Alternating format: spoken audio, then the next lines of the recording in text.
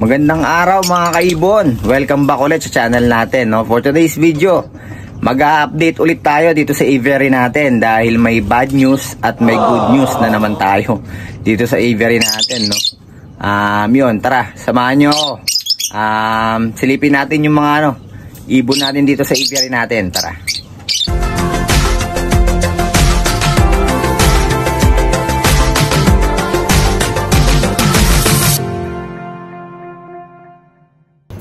So guys, unahin na natin dito sa Opaline Dilute project natin, no? Bad news dito sa Opaline Dilute project natin. 'Di ba nga nakapisato ng 4 na inakay, tapos na-dead yung dalawa kaagad. Ngayon yung dalawa hindi na naman nila sinusubuan yung dalawa nilang inakay, kaya napilitan tayong i-hand feed yung mga inakay nila, no? Na-stress yung ibon natin dahil may nakakapasok palang pusa dito sa aviary natin, no? Kaya yun, kaya pala nai-stress yung mga alaga nating ibon dito, no? Kung naaalala nyo last clutch, halos nangamatay yung mga painakay natin dahil pala may nakakapasok na pusa dito sa aviary natin. Nai-stress yung mga alaga nating African lovebirds. Kaya yun, eto rin, di nila sinubuan yung dalawang inakay nila, kaya yun, napilitan tayong i-hand feed. Eto, papakita ko sa inyo yung natin, ibon natin. Eto mga kaibon, no, yung dalawang natirang inakay nila, no. Buti na lang napansin kaagad natin na hindi na sinusubuan ng mga parents yung inakay nila. Kaya yun, na-survive pa natin yung dalawang inakay nila, no. Yan, halos kakatapos lang natin sila pakainin. Yung isa nalagyan na natin ng singsing. Hindi pa natin sure kung mag-visual dilute to, no? Pero sa palagay ko parang negative na sa visual dilute, eh. Pero check pa natin kung kung pag nagkabalahibo na, tingnan natin kung magpa-positive sila. Pero parang negative na kasi, eh. Dalawang blue series yung natira sa kanila. Tapos yun, di na nga nila sinusubuan. Buti na lang napansin kagad natin at na-survive pa natin. Yung isa nangihina na talaga, yung maliit, napansin natin agad, no. Buti na lang sinilip natin nung umaga, mahina na yung isa, tapos walang laman talaga yung nila, yung crop nila. Kaya yun, napilitan na tayong i-hand feed sila. Bali mga na to, mga 3 days ko na siguro silang ina-hand feed, no. Kaya sanay na sila sa syringe. Ayun, buti na lang na pa natin tong dalawang inakay natin, na isalba pa natin, no. Good news pa rin. Pero yun, yung butas ng dito sa aviary natin, kung bakit nakakapasok yung pusa, tinakpan na natin para maiwasan na yung pagka-stress ng mga alaga nating ibon dito sa loob ng natin, aviary natin. Isa pang good news natin mga kaibon, no. Etong natin, back to back personata natin, no, yung binili natin sa JMB. Nangitlog na yung mga ibon natin, no. Mas nauna pa silang nangitlog, no, yung binili natin sa JMB kaysa dun sa mga breeder natin dito. Nangitlog sila nung 23, ayan. Yung Vio personata natin na cock, tsaka yung Mauve personata natin na hen. So nung 23, nangitlog na yung hen natin dito. Ano na bang ang date ngayon? Silipin natin kung ilan na yung itlog nung natin, no, nung ibon natin. Matagal-tagal na rin natin hindi nasisilip yung nest box na ito, eh. Nasilip ko pa nung 23, eh. So yun, dalawa pa lang yung itlog, no? Dalawa pa lang yung itlog ng alaga nating ibon. Mukhang kakaitlog niya lang nung isa, oh. Ito yung mga breeder natin, ayan, oh. Yung Vio personata cock natin, ganun pa rin siya, no? Wala pa rin balahibo yung paa niya. Simula nung nakuha natin siya, ganyan na siya. Tapos yun naman yung natin, hen natin, maga pa rin yung puwitan. Kaya sigurado mangingitlog pa yan, no? Tapos guys, etong natin, Red Factor Opaline project natin, kung napapansin nyo, magana ulit yung puwitan ng hen natin dito. Another good news mga kaibon. So sana this time, this clutch, no, mag-fertile naman yung nila, no, tawag dito, yung mga itlog nila. Sana mag-fertile naman, no. ang ginawa natin, ginupit natin yung mga balahibo nila sa may bandang puwitan, yung kak tsaka hen natin, para sigurado may magfa-fertile, no? Kasi nakita natin nagbe-mate sila eh. Sana this time talaga, this clutch, magkaroon na ng fertile sa mga itlog ng mga RF Opaline project natin, no? Tapos sana makapagpalitaw tayo ng ng Red Factor Opaline, sana. Tapos guys, dito sa Lutino Opaline project natin, no, check natin yung mga itlog nila. Dahil na nga, lagpas 10 days na to eh.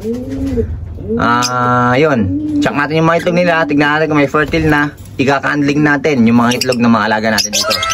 Yung Lutino Opaline project natin, mga kaibon, no. Tignan natin yung mga nila, itlog nila. So yun, silipin natin yung nest box nila. Lagi nandito yung butigi na to. Hindi na mawala yung butigi na to. Lagi nandito, nakabantay.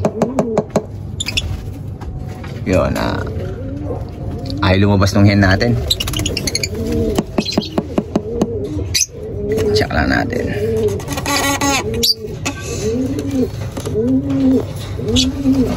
Ayun, mga kaibon, 5 yata yung itlog nila, no? Flashlight lang natin. Ayun. So check natin. Yun, may fertile, oh. Isang fertile, 2, 3, 4, 5. Etong pang-5. Hindi natin alam kung huling itlog nila to, no? Kaya di natin alam kung magpo-fertile pa to. Yun, bali 4 yung fertile sa mga itlog nila, mga kaibon. Napakagandang balita. Yun, nice one. Yun, mga kaibon, no, 4 yung fertile sa 5 itlog ng mga alaga natin dito sa Opaline Lutino project natin. Sana this time may visual na Lutino Opaline, no? Dahil nung nakaraan, 2 lang yung fertile nila, walang nag-visual. So sana ngayon may mag-visual naman, no, sa 4 na fertile na itlog nila. Sana may mag-visual na Lutino Opa. So kulang pa yung malunggay na naibigay natin sa kanila, no? Kaya dadagdagan natin yung malunggay na ibibigay natin dito para yung mga inakay nila hindi may splayed leg, no, kapag napisa na. So yun, dito naman sa Lutino Opaline project natin na isa, no, wala pa rin. Medyo matatagalan pa siguro mangitlog tong natin dito, hen natin. Pero medyo maga-maga na rin yung puwit niya, no? Ayun yung hen natin, no? Hindi lang, blurred eh. Papuntay lang natin sa ito yung hen natin, di naman may lap to eh. Ayan, no? Buksan natin yung Ayan yung hen natin. Medyo magana rin yung puwitan niya, kaya lang baka siguro pa to, 2 weeks pa to bago mangitlog, no? Pero di ba nakita nyo naman yung post natin nung nakaraan sa reels natin, nagme-mate sila, no, nung kaper niya. Pero yun nga, hindi pa rin masyadong magaya yung puwit niya eh, kaya siguro baka matagalan pa to bago mangitlog itong isang Lutino Opaline project natin. Tapos ito, mga kaibon, papahidi ko nga sa inyo to. Etong green series na to, makita nyo, ito green series to, yan. Siguro nasa na to, 3 to 4 months, no, etong green series na to. Nakita ko siya dun sa sa pet market. So nabili natin to ng 180 pesos ata, no. Parang yung mukha niya eh. Makikita nyo naman yung pinagkaiba niya sa sa normal na green series na Opaline, no? Opaline siya. Ayan, katabi sila. Ito yung Opaline natin na green series. Ayun naman siya. So maano yung kulay niya, no? Hindi siya madiin. Tapos yung tuka niya, mas ma-orange pa yung tuka ng Par Blue kaysa sa kanya. So yan yung ibon natin, yung nasa pinakadulo, yan. Yan, no? Subukan yung ID, mga kaibon. I-comment nyo sa comment section natin kung anong ID ng ibon na to, no? Nabili lang natin siya dun sa pet market. So yun, nung nakita natin, binili natin agad kasi kakaiba yung itsura niya eh. Ayun yung ibon, no? Compared mo naman sa green series na to, na pulang-pula talaga yung tuka. Siya, yun, medyo pula lang. Tapos yung pagka-orange ng ulo niya, ano lang din, light lang din, no? Tapos eto, yung mga par blue natin, makita mo, mas orange pa yung tuka ng par blue kesa dun sa ano, sa tuka niya talaga na ano. Ayan, no? Yun, kayo na lang mag ano, kayo na lang mag ano guys, no?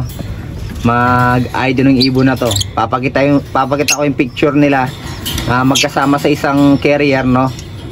Yung green series natin tsaka siya. Yung pinagkaiba ng itsura nila. So ito yung ibon natin, ayan, no? Ayan. Ayan, nalilito rin ako kung anong ID na ito eh, pero kinuha kagad natin nung nakita natin dun sa ano, sa pet market, no? Nakita natin eh. Ayan, yun. Yun yung par blue natin na ano, Opaline Dilute.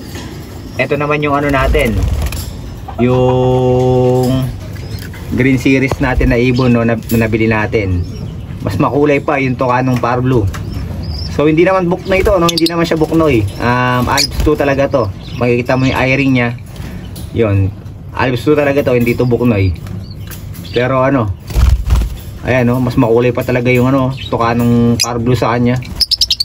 Tapos yung mukha niya, hindi rin ganun ka-orange, pero opaline siya, no? Yun, kayo na yung humusga mga kaibon kung anong ID ng ibon na to. Comment nyo na lang sa comment section natin. So yun mga kaibon, mga kalapatids, nag-update lang tayo dito sa mini aviary natin, no? Hanggang dito na lang yung vlog natin para ngayong araw na to. Maraming salamat mga kaibon, mga kalapatids. Huwag nyo sanang kalimutan mag-follow at mag-subscribe sa aming Facebook page at YouTube channel. Maraming salamat mga kaibon, mga kalapatids. Ingat and God bless po sa inyong lahat.